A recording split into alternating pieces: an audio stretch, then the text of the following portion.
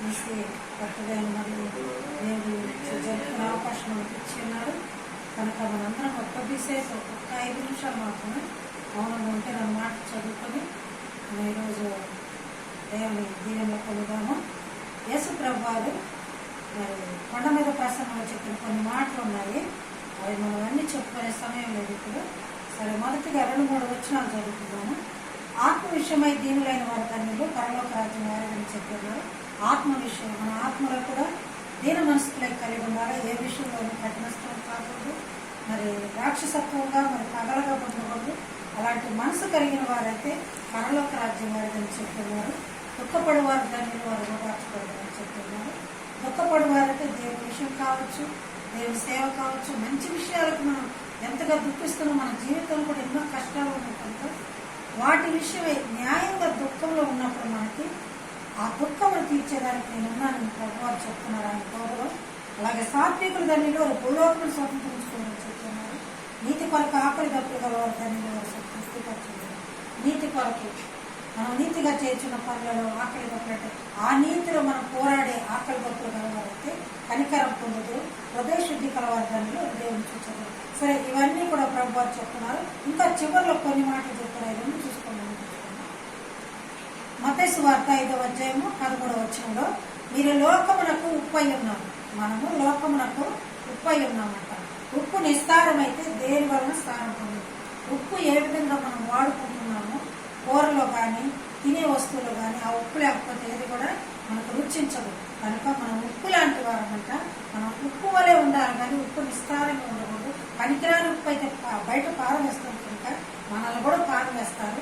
మనం ఉన్నామంటే ఒక విలువ, మనం విలువ కలిగి మనకి మన జీవితానికి ఒక సార్థకం, ఈ మనిషి వల్ల మనకి మంచి ఉపయోగం అనే మాటలో ఉండాలని ప్రభు చెప్పి మీరు లోకములకు ఉప్పై ఉన్నారు. ఉప్పు ఎలాగ వాడుకుంటామో అది ఉప్పు సారం లేదంటే పరాస్తం కాబట్టి సారం కలిగి జీవించండి అని చెప్తున్నారు. ఇంకొకటి వచ్చేసి లోకములకు వెలుగై ఉన్నారు. ఈ లోకానికి మనం వెలుగై ఉన్నాం. ఎందుకంటే దేవుడు ఆ రోజున ఆ పశువుల తొట్టులో జన్మించి మనకి వెలుగై ఆ రోజు నుంచే వెలుగై మనలో ఒక్కొక్కరుగా వెలుగుగా ఈ లోకంలో పంపి ఉంది. కనుక మన లోకములకు వెలుగై ఉన్నాము. మనం వెలుగై ఉన్నప్పుడు ఆ వెలుగు ఇతరులకు చూపించే వారిగా ఉండాలి. మనకై వెలుగు మనమే చూసుకోకుండా మనలో ఉన్న తెలివితేటలు కావచ్చు, మంచితనం కావచ్చు, ఏదైనా అది ఇతరులకు ఉపయోగపడే విధంగా ముఖ్యంగా దేవుడి గురించి మనకు వీలైనంత వరకు చెప్పడం, మంచి పనుల ద్వారా, మంచి వాక్యాల ద్వారా, ఆయన పనుల ద్వారా వెలుగు వలె మనం ఇతరులకు కనపడాలి. ఇంకా చెప్తున్నారు, దీపం వెలిగించి కొంచెం కింద పెట్టారు. కొంచెం కింద పెడితే అక్కడి వరకే కనపడుతుంది. అదే దీపస్తంభం మీద పెడితే రూమ్ అంతా వెలిగిస్తుంది. కనుక అలా వెలుగై ఉండాలి. మీరు ఒకరికి ఉపయోగపడే విధంగా మంచి విషయంలో ఉండాలని ప్రభువారు చెప్పారు. కనుక మనం లోకమునకు ఉప్పైన వలె ఉండాలా, ఉప్పైన జీవితం ఉండాలా. అలాగే వెలుగు కలిగిన జీవితం మనమే వెలిగించుకోకుండా ఇతరులకు వెలిగించే విధంగా, ఒకరికి ఉపయోగపడే విధంగా మన చేతనైన పని సహాయంగా అలాంటి మనిషి వస్తుందంటే మనకు సహాయపడుతుంది.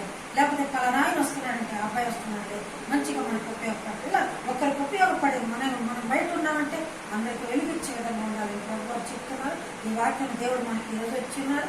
మరి మాధురి పుట్టినరోజు ఈరోజు 25 సంవత్సరాలు పూర్తి చేసుకొని మరి ఈ రోజున ఒక తల్లి లేకపోవచ్చు, అయినా పర్లేదు తల్లి తండ్రి నేనే ఉన్నానని ప్రభువారు చెప్పి ఉన్నారు. కనుక ఇంకా 75 సంవత్సరాల జీవితంలో ఆమెకు, ఆమె భర్తకు, ఆమెకు ఇచ్చిన ఇతర బిడ్డలకు, ఆమె జీవితానికి దేవుడు సదాకాలం తోడైంది నడిపించిన దాకా ఆమె